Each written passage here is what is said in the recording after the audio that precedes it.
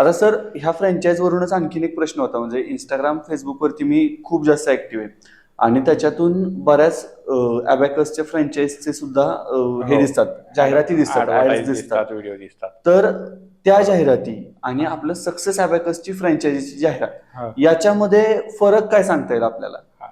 याच्यात आता आज बरेच अबॅकसच्या ज्या फ्रँचायझी देतात, याच्यामध्ये मोस्टली कंपन्यांचा जोर हा आम्ही कमी फी मध्ये देतोय, किंवा आमची कॉस्ट 30-35 हजार आहे, किंवा आमची कॉस्ट 25,000 आहे, याच्यावर बऱ्याच जणांचा जोर असतो.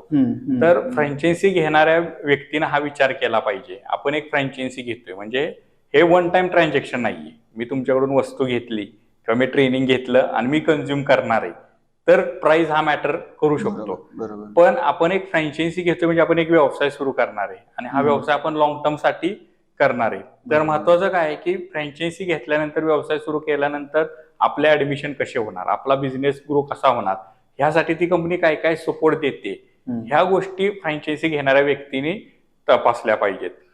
किती वर्ष कंपनी जुनी आहे हे तपासले पाहिजेत. ते जे करतायत ते दावे बरोबर आहेत का? आज बऱ्याचशा कंपन्या मोठ्या मोठे दावे करतात, आमच्या 150 फ्रँचायझी आहेत. एक साधा किस्सा तुम्हाला सांगतो. आम्ही 100चा टप्पा जेव्हा कंप्लीट केला, तेव्हा आम्ही एक फ्रँचायझी मीट घेतली की आज आमचे 100 फ्रँचायझी आहेत ऍक्टिव्ह. 105 फ्रँचायझी ओनर त्याला उपस्थित होत्या. हॉटेल फन सारख्या ठिकाणी आम्ही तो कार्यक्रम केला.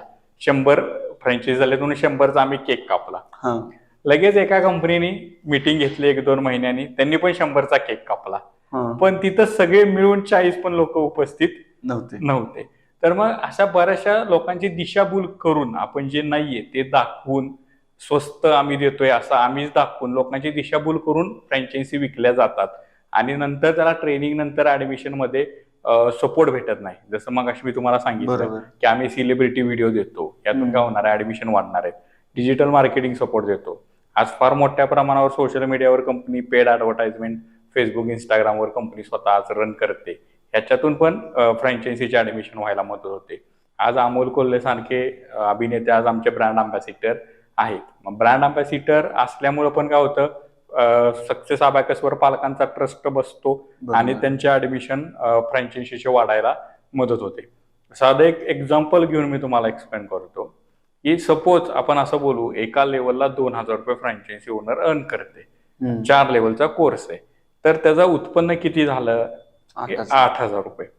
जर त्याला एक चांगली सपोर्ट सिस्टीम भेटली, म्हणजे celebrity videos, digital marketing support, शिवाय आमच्याकडे अशी सोय आहे की टीचर ट्रेनिंग कंप्लीट झाल्यानंतर आम्ही त्यांना एक फ्रँचायझी मॅनेजर अपॉइंट करतो आणि ते त्यांना त्यांची ग्रोथ कशी करायची, कसं पालकांशी बोलायचं, ह्यामध्ये हँड होल्डिंग सपोर्ट देतात. अगदी पहिले 25-30 ऍडमिशन होऊपर्यंत आमचे मेंटॉर जे असतात ते त्यांना सपोर्ट देतात. मग हा सपोर्ट कुठलाही कंपनी देत नाही. मग त्याच्यामुळे काय होतं, आता मी सांगितलं तुम्हाला, 8,000 रुपये त्याला भेटणार आहेत आणि त्यांनी आमच्या सपोर्ट सिस्टीममुळे 10 ऍडमिशन जरी एक्स्ट्रा केले, बरोबर, तर 8,000 प्रमाणे 10 ऍडमिशनचं अर्निंग किती झालं? 80,000 रुपये त्याचं अर्निंग एक्स्ट्रा झालं. हे झालं पहिल्या वर्षी. आपण दुसऱ्या वर्षीचे पण 10 ऍडमिशन एक्स्ट्रा बघू, तर दुसऱ्या वर्षी 80,000.